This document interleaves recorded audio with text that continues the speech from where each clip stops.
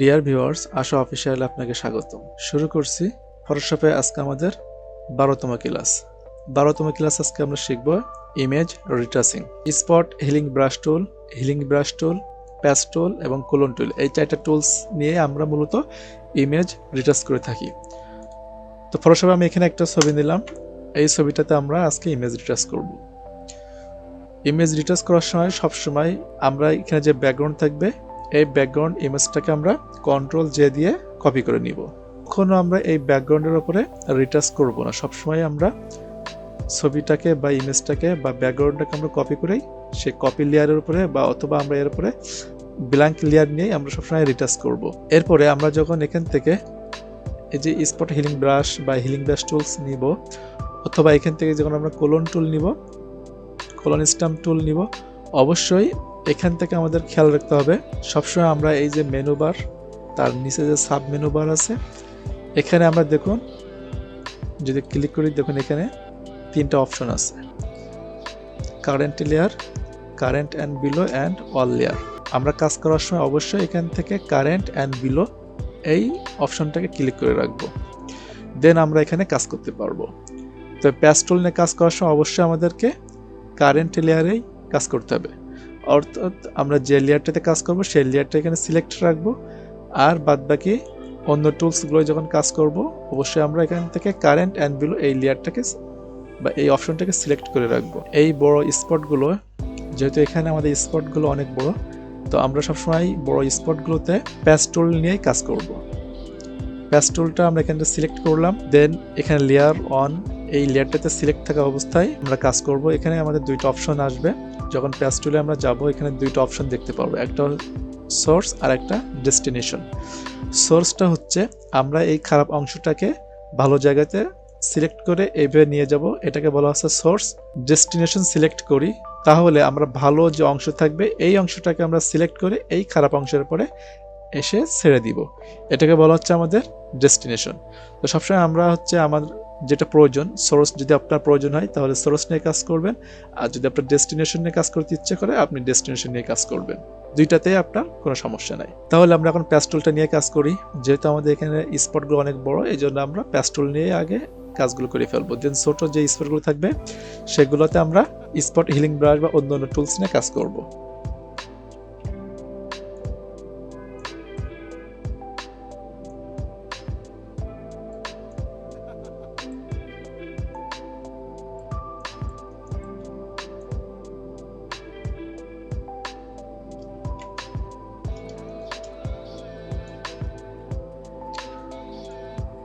রিটাচটা খুবই সুন্দর করে করার চেষ্টা করতে হবে, কারণ হচ্ছে রিটাচটা আমরা যত ভালোভাবে করতে পারবো অবশ্যই আমাদের প্রোডাক্ট বা আমাদের ইমেজটা তত বেশি সুন্দর লাগবে। যেহেতু আমরা বাইরের ক্লায়েন্টের কাজ করব, অবশ্যই আমাদেরকে খুবই সতর্কতার সহিত কাজ করতে হবে, তাহলে দেখা যাচ্ছে ইমেজটা সুন্দর হবে। ক্লায়েন্টকে যদি আমরা স্যাটিসফাইড করতে পারি আমাদের কাজের দ্বারা, তাহলে আশা করা যায় আমাদের ইনশাল্লাহ কাজের অভাব হবে না। আমাদের বড় রিটাচগুলো করা শেষ, আমরা এখন এখান থেকে হিলিং ব্রাশ টুলটা নিয়ে কাজ করব। রিটাচ করার সময় হিলিং ব্রাশ দিয়ে সব থেকে সুন্দরভাবে রিটাচ করা যায়, এই জন্য আমরা বেশিরভাগ সময় হিলিং ব্রাশটা নিয়ে রিটাচ করব। স্পট হিলিং ব্রাশ টুল অথবা হিলিং ব্রাশ টুল, এখান থেকে কোলন স্ট্যাম্প টুল নিয়ে যখন আমরা কাজ করব, এই 3টা টুলস নিয়ে অবশ্যই আমরা এই লেয়ারের উপরে একটা ব্ল্যাঙ্ক লেয়ার নিয়ে কাজ করব। হিলিং ব্রাশ টুল নিয়ে যখন আমরা কাজ করব অবশ্যই আমাদেরকে ভালো একটা জায়গা থেকে অল্টার ধরে সিলেক্ট করে নিতে হবে।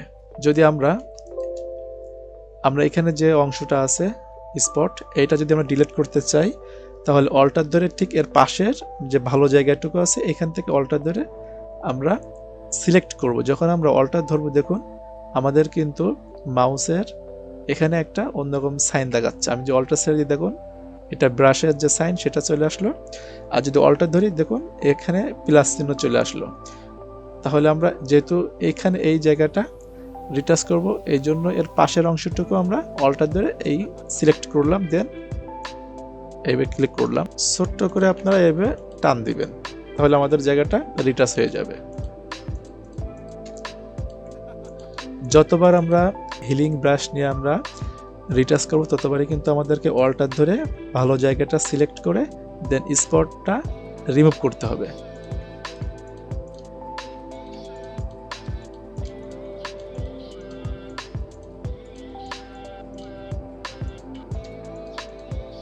আমি যখন রিটাচ করি, আমি রিটাচ করার জন্য আমার ইমেজটাকে আমি 4টা ভাগে ভাগ করে নিই, তাহলে আমার জন্য সুবিধা হয়।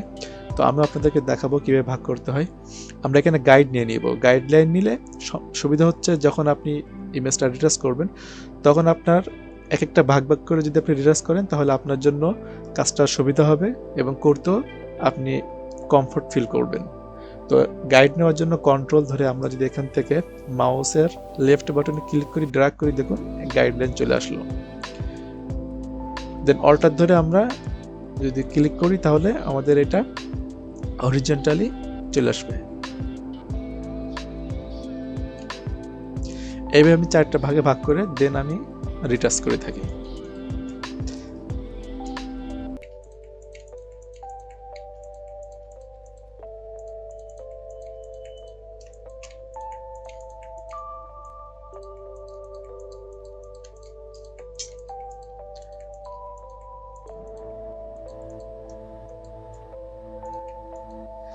রিটাচ করার সময় অবশ্যই আমাদের ইমেজের যে টেক্সচার আছে এই টেক্সচার কিন্তু নষ্ট করা যাবে না। আমরা এমনভাবে রিটাচটা করব শুধুমাত্র স্পটটা উঠে যাবে কিন্তু আমাদের টেক্সচার কিন্তু একটুও নষ্ট হবে না। যদি টেক্সচার নষ্ট হয় তাহলে কিন্তু আমাদের ইমেজটা কিন্তু নষ্ট হয়ে যাবে।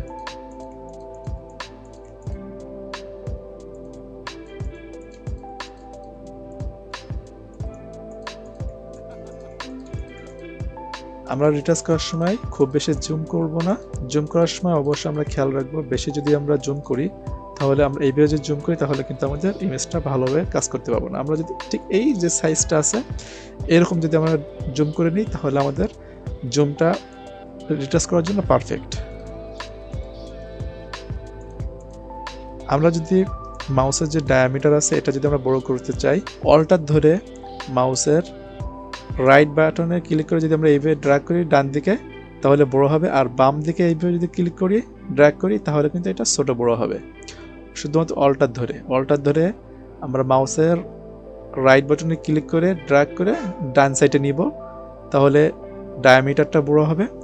আর যদি আমরা ক্লিক করা অবস্থায় আমরা কিন্তু ক্লিকটা ছাড়বো না, শুধুমাত্র আমরা আমাদের লেফট সাইডে যদি ড্র্যাগ করি তাহলে দেখুন ছোট হচ্ছে। রাইট সাইডে নিলে বড় হবে এবং লেফট সাইডে নিলে ছোট হবে।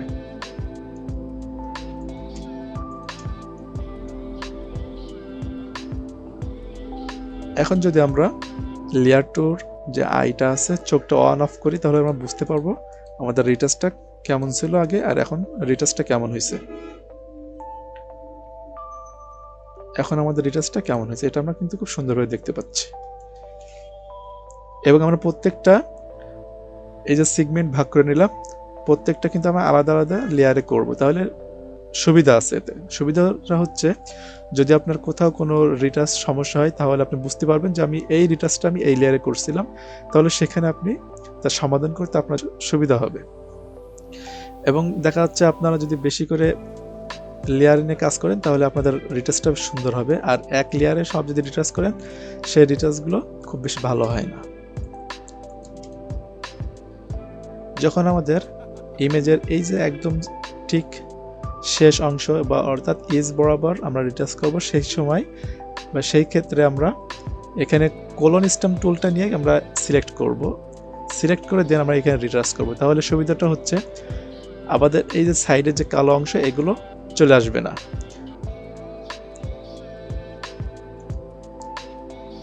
কোলন স্ট্যাম্প টুলসের কাজই হচ্ছে আপনার ঠিক যেমনটা এখানে আছে ঠিক ওই রকম একদম এখানে আপনার ফিল আপ করে দেবে।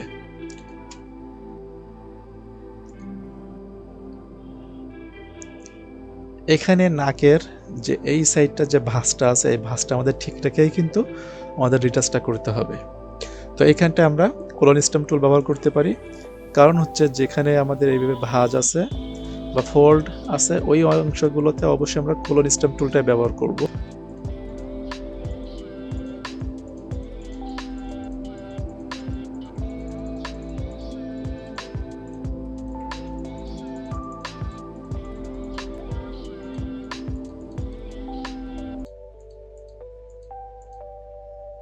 এরপর আমরা এই দুই সাইডটা করব।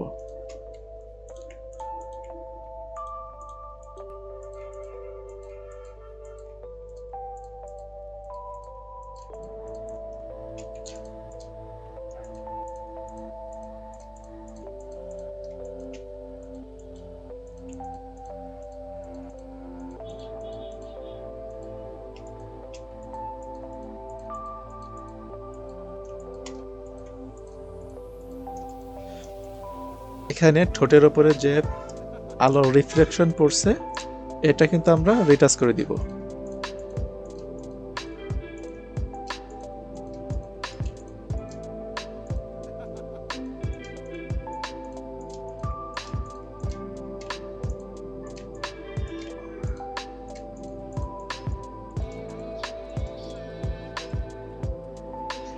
দেখুন আগে আমাদের ঠোঁটটা কেমন ছিল, এখন ঠোঁটটা দেখুন কত সুন্দর লাগছে। তো এইভাবে আমরা ঠোঁটটা সুন্দরভাবে চেষ্টা করব, আরও সুন্দরভাবে যদি সময় নিয়ে কাজ করা যায় তাহলে ডিটেলসটা আরও বেশি সুন্দর হবে। আমরা যতটুকু পারি যত সম্ভব সুন্দর করার চেষ্টা করে রিটাচটা করব, সময় নিয়ে করব, তাহলে আরও রিটাচটা সুন্দর হবে। আমরা সবসময় কাজ চেষ্টা করব আমাদের কাজের মাধ্যমে আমাদের ক্লায়েন্টকে খুশি করার জন্য। এরপর আমরা এই সাইডটা কাজ করব। যেখানে যে টুলসের দরকার হবে আমার সেখানে সেই টুলস কিন্তু ব্যবহার করতে হবে।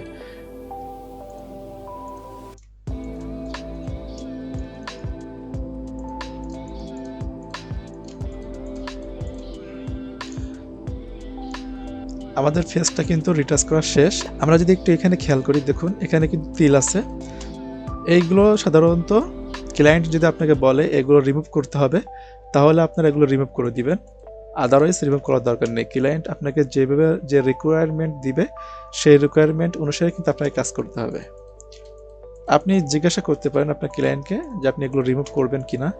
যদি আপনার ক্লায়েন্ট রিমুভ করতে পারে তাহলে আপনাকে এগুলো রিমুভ করতে হবে, আদারওয়াইজ এগুলো রিমুভ করার দরকার নেই। এখন আমরা যে গাইডটা নিছিলাম এই গাইডটা উঠাই দেওয়ার জন্য আমরা কন্ট্রোল ধরে, দেখুন কন্ট্রোল যে ধরবো এটা একটা সাইন দেখাচ্ছে, এটাকে আমরা যদি ক্লিক করে ড্র্যাগের উপরে ছেড়ে দিই তাহলে চলে যাবে। সেমভাবে এটাও চলে গেল।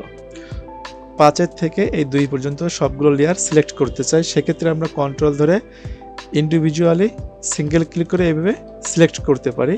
তো আমরা যদি একসাথে করতে চাই এটা, তাহলে এটা আমরা করার জন্য লেয়ার 5 পর্যন্ত একসাথে করতে চাই, তাহলে লেয়ার 2 একে সিলেক্ট করলাম, দেন শিফট ধরে লেয়ার 5কে জাস্ট সিঙ্গেল ক্লিক করলাম, সবগুলো সিলেক্ট হয়ে গেল, দেন কন্ট্রোল ই দিয়ে মার্জ করলাম। এখন যদি আমরা লেয়ার 5 এটার আইটা অন অফ করে, দেখুন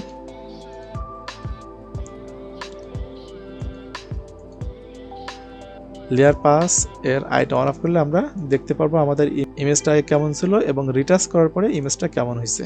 দেখুন আগে ইমেজটা এমন ছিল আর এখন রিটাচ করার পরে আমাদের ইমেজটা কিন্তু এমন হয়েছে।